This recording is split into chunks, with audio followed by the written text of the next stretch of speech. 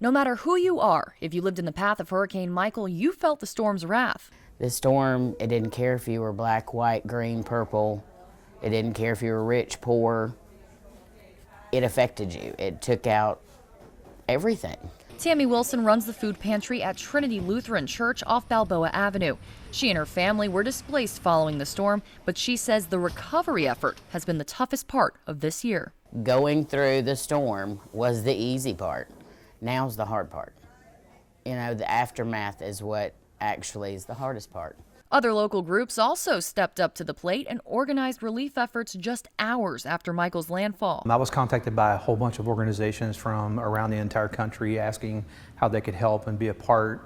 And so we just immediately set up at all of our different campuses and began what we call distribution. Pastor Marty Martin organized distribution not only for his church, but coordinating efforts with a number of other local congregations. He grew up in the area and says the damage was so heartbreaking he couldn't imagine not helping fellow residents. There were a lot of people that I went to school with, a lot of people I grew up with who had lost their homes, who were devastated.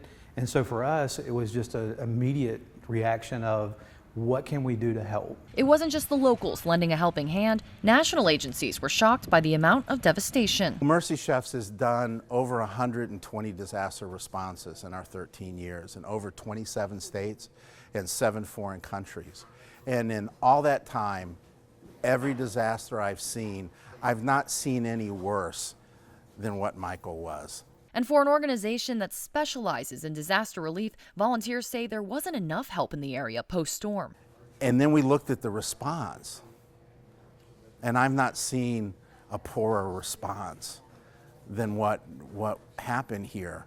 A year after the storm, Mercy Chefs and local churches remain in the area, providing help in any way they can. Even when all these other organizations are gone, the local church is still here in the community, and we can continue to make a difference. We've become a permanent pantry, so we'll be here even when we are okay.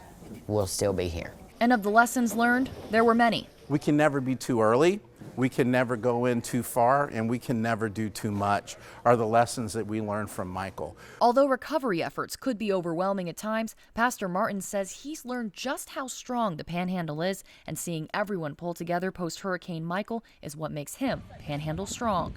For News 13, I'm Kelly Grossfield.